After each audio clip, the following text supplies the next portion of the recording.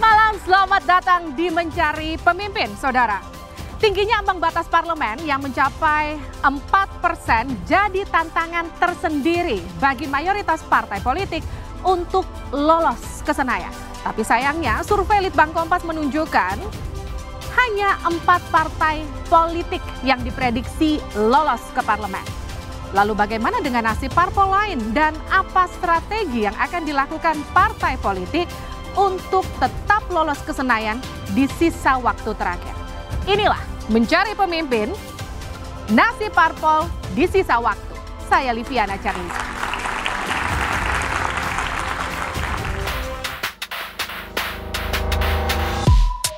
Gegap gempitanya kontestasi Pilpres dalam pemilu 2019 membuat perhelatan pemilu legislatif seakan terlupakan.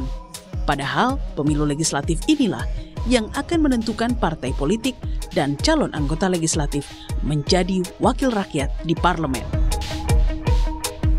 Meski KPU telah menetapkan masa kampanye caleg bersamaan dengan kampanye Pilpres, namun pemilu legislatif seakan tenggelam oleh dinamika Pilpres. Antusiasme publik di media sosial terhadap pemilu legislatif pun terlihat sangat minim. Ini karena mayoritas partai politik peserta pemilu lebih fokus dalam memenangkan paslon yang diusungnya dalam Pilpres 2019. Padahal tantangan yang dihadapi parpol dalam pemilu legislatif tak kalah berat. Untuk lolos ke parlemen, parpol harus lolos ambang batas parlemen sebesar 4%. Selain ambang batas parlemen yang lebih tinggi dibanding pemilu 2014, jumlah parpol peserta pemilu 2019 pun lebih banyak, yaitu 16 partai politik nasional dan 4 partai lokal Aceh. Hal ini tentu membuat persaingan memperebutkan kursi parlemen jauh lebih ketat, terutama bagi parpol yang tidak mendapatkan efek ekor jas dari Pilpres dan partai-partai baru. Menurut survei Litbang Kompas pada Februari hingga Maret 2019, hanya 4 parpol yang elektabilitasnya langsung memenuhi ambang batas parlemen. Sementara ada 5 parpol yang memenuhi ambang batas dengan memperhitungkan margin of error plus minus 2,2%. Pilpres yang diselenggarakan serentak dengan pemilu legislatif memberikan keuntungan efek ekor jas bagi parpol pengusung utama calon presiden, yaitu PDI Perjuangan dan Gerindra. Sementara parpol lain yang tak mendapat efek ekor jas tentu harus bekerja keras untuk mendongkrak elektabilitas di pemilu legislatif. Kami tentu di tempat-tempat tertentu di mana memang dari catatan hasil-hasil pemilu sebelumnya P3 itu hasilnya cukup signifikan di daerah itu tentu tidak tertutup kemungkinan akan mengadakan kampanye yang dalam skala lebih besar. Kami terus bergiat dan semua caleg kami yang lebih dari 22.000, baik provinsi, kabupaten, kota, dan DPR RI, sekarang semua turun di lapangan di dapilnya masing-masing. Dan ini memang hari-hari terakhir yang kalau menjelang garis finish semuanya masih bisa berubah. Kini partai politik dan calon anggota legislatif hanya memiliki waktu kurang dari 20 hari untuk meyakinkan.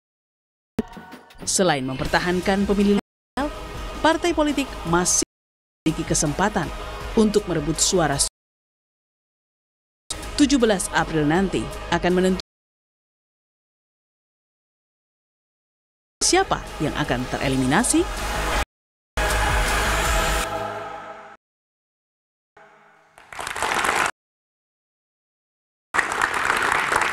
Nasib Waalaikumsalam. Waalaikumsalam. Selanjutnya kita sapa Ketua DPP PSI. Selamat malam, Assalamualaikum. Selamat malam, Assalamualaikum. Ya, itu karena kehadiran teman-teman mahasiswa dan Universitas Al-Azhar Indonesia dan juga UPN.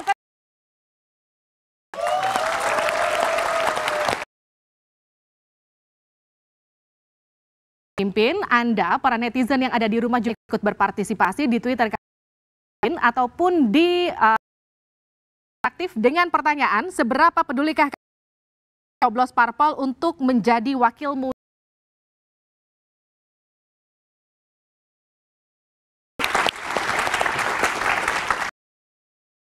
Di awal tadi kita sudah, tapi kira-kira siapa saja yang tembus sampling errornya plus minus? Next, kita lihat. Tetap kami meyakini bahwa para pemilih dan pecinta Pak Harto itu masih besar. Sebagaimana juga ada segmen yang senang dan memilih bahwa Pak Harto masih dicintai oleh sebagian kalangan, bahkan ketika ada survei secara kredibel meletakkan siapa presiden yang dianggap berprestasi besar memimpin negeri. Itu memang tidak kami umumkan. Dan yang ketiga, pengalaman saya ketika saya masih jadi pimpinan elit di Partai Golkar dulu, hasil-hasil survei mengenai ini memang partai-partai baru selalu ditempatkan di sini. Jadi ini bukan suatu hal yang sangat mengejutkan bagi orang seperti yang saya yang sudah 5 kali ikut bertarung dalam pemilu. Nanti keputusan terakhir itu kalau tentang caleg ini adalah tentang pileg ini terletak siapa memainkan apa. Caleg-caleg petarung mana yang kemudian bisa menjadikan instrumen penting partai kita untuk menjemput suara. Jadi nanti kami setelah menugaskan dari 80 dapil ini kami sebar dan kami meyakini ada caleg-caleg petarung yang akan bisa merebut dari sekian yang sekarang masih dikangkangin oleh partai-partai besar itu. Saya kira yang hadir di sini kami berempat harus kompak kan dalam hal ini termasuk Partai Berkarya. Sejak awal kami umumkan salah satu tagar yang kami umumkan apa? Tagar 2019 ganti DPR. Itu kenapa? Karena kami memang menginginkan adanya sebuah perombakan, sebuah sistem di mana DPR ke depan harus berdaya guna. Bukan sekarang ini suci, senyi, senyap. Ganti anggota DPR, Pak. Gimana? Ganti DPR-nya apa ganti anggota? Ganti anggota DPR. Kalau DPR kan harus tetap, ini kan lembaga demokrasi. DPR jangan diganti dong. Iya, saya pernah memimpin di sana. Baik, saya lempar dulu ke Bang Inas. Bang Inas, Hanura ini kan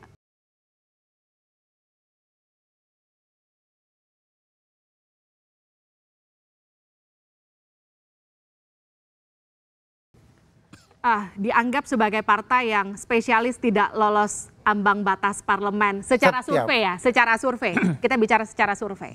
Dan kali ini survei juga berkata begitu soal Hanura. Ini gimana di dalam internal Hanura? Masih adem ayem atau ternyata sudah harap-harap cepat di jelang Pilpres? Kita atau juga, pemilu?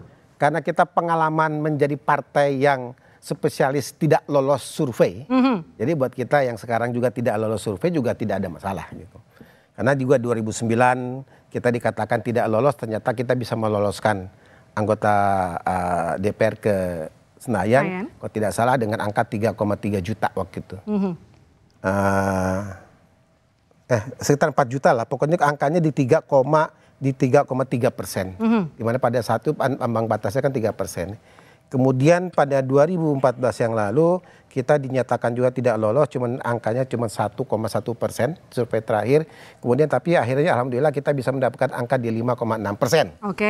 Dengan jumlah pemilih 6 juta pemilih lebih. Artinya ada anomali di sini. Saya katakan anomali juga. Anomali itu terjadi bukan hanya dari persentase dari suara Hanura di survei, tetapi juga antara jumlah anggota DPRD dan DPR juga tidak sinkron. Misalnya saja kita bandingkan dengan PKS. Jumlah anggota DPRD PKS dengan Hanura lebih banyak Hanura. Tetapi juga anggota DPR RI-nya lebih banyak di PKS. Nah, selalu teranomali. Sehingga juga saya melihat bahwa banyak lembaga survei juga ternyata begitu dia melihat Hanura, dia melihatnya masih abu-abu. Nah ini yang kemudian jadi pertanyaan saya. PSI muncul dengan anak-anak milenial, dia membawa katakanlah satu tagline menolak segala bentuk korupsi karena memang ini juga debut pertamanya di pemilu. Berkarya juga muncul dengan membawa romansa-romansa Orde Baru. Kemudian apa yang akan ditawarkan Hanura kepada para pemilih sekarang? Sekarang begini, apapun yang ditawarkan kalau kita bicara anti korupsi, semua partai punya platform yang sama soal korupsi. Tetapi yang menjadi persoalan adalah ini pengalaman saya di DPR, pengalaman saya ikut di dalam pileg yang 2 kali. Apakah kita bisa tawarkan sekarang program kita bisa tawarkan visi misi kita kepada konstituen? Ternyata tidak. Karena bareng sama Pilpres kita tidak bisa berdiri sendiri begitu kita masuk DPR. Kita masuk DPR, kita sangat tergantung dengan fraksi-fraksi yang ada di DPR. Dengan fraksi saya bisa dengan 16 orang, apa yang bisa kita perbuat? Dengan 16 orang, suara 16 orang itu ketika di voting nggak akan jadi apa-apa. Itu yang menjadi persoalan sekarang di DPR.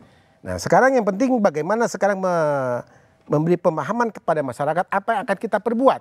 Oke. Akhirnya Hanura memang selama ini mengandalkan dari tokoh-tokoh masyarakat yang ada di daerah. Tepuk tangan dulu untuk Bang Inas. Saya ke PKS. PKS ini kalau survei Litbang Kompas, ini berada di tahapan aman. Meskipun harap-harap cemas sebetulnya, karena ambang batasnya 2,2%. Kalau Anda sendiri melihatnya apakah ini sebetulnya angin segar untuk PKS atau justru sebetulnya kita belum aman loh. Karena masih ada ambang batasnya 2,2%. Bisa jadi sebetulnya kita juga nggak lolos. Ya, kalau untuk PKS kita sudah 20 tahun ikut pemilu, sejak 99 bernama Partai Keadilan, dan setiap pemilu pasti jelas selalu ada survei juga, dan kalau tadi yang disampaikan Pak Inas pun juga di PKS sama persis, bahwa survei-survei kami biasanya 1,2% dulu di awal-awal, atau mungkin di tahun 2004 sampai 2014 kemarin survei kami biasanya di angka 2%-an, tapi suara real kami biasanya bisa mencapai 2 sampai 3 kali lipat.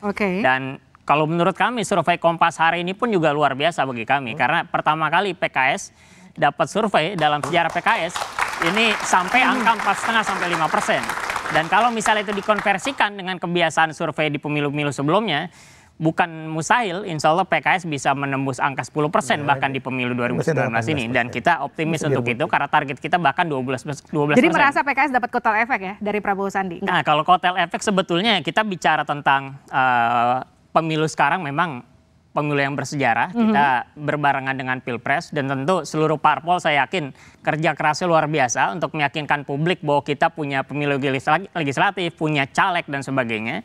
Tapi memang kebetulan Pilpres ini juga kita coba mengoptimalkan bagaimana PKS juga punya dapat manfaat dari Pilpres tersebut. Terutama kita ingin sampaikan bahwa Bang Sandi mungkin, kalau Pak Prabowo jelas sekarang memang dianggap milik Gerindra. Tapi kalau Bang Sandi mungkin bisa dianggap milik anak muda, dan anak muda cenderung juga punya pemilihan kepada PKS. Saya ke Bang Emrus. Bang Emrus, ini kan pemilu bersejarah buat Indonesia. Pilpres dan juga Pileg dilaksanakan serentak. Tapi kalau kita lihat sebetulnya ada plus minusnya. Minusnya itu kira-kira pesona-pesona Pileg ini agak-agak sedikit terkubur sama Pilpres. Kalau menurut Anda, mungkinkah ini kemudian menyumbang angka elektabilitas partai politik, sejumlah partai politik yang dinilai rendah? Baik. Sebelum saya ke sana, sebenarnya ini suatu keputusan yang salah. Kenapa saya katakan begitu? Di pemilihan digabung antara legislatif dengan eksekutif, presiden dalam hal ini. Jadi semua masyarakat, publik memperbincangkan Pilpres, tidak lagi memperbincangkan legislatif atau calon legislatif. Padahal menurut saya dua fungsi ini sesuatu hal yang cukup bagus. Tapi kenyataan di lapangan kita melihat bahwa wacana publik justru terfokus kepada Pilpres. Bahkan kita melihat di berbagai media, bahkan di dapil masing-masing tidak memperbincangkan tentang caleg tersebut. Oleh karena itu perlu suatu evaluasi bagi kita ke depan, teman-teman di DPR merubah rancangan undang-undang itu. Bisa saja pemilihan legislatif dan eksekutif dipisah, mungkin rada 3 bulan berselang gitu ya. Nah, kemudian pertanyaannya adalah apakah ini berpengaruh terhadap katakanlah legislatif? Elektabilitas? Ya, saya pikir tidak sama sekali. Karena orang ketika memilih presiden itu kan sosoknya yang dilihat, programnya, bukan partainya. Tapi artinya gini, kalau kita ngelihat sekarang, kenapa Pileg dianggap lebih katakan gini, agak sedikit redup dibandingkan dengan Pilpres? Apakah memang karena calegnya kurang meyakinkan, program yang dijual partai juga kurang meyakinkan dibandingkan dengan apa yang dijual capres atau cawapres di Pilpres? Kita bahas usai jeda di Mencari Pemimpin.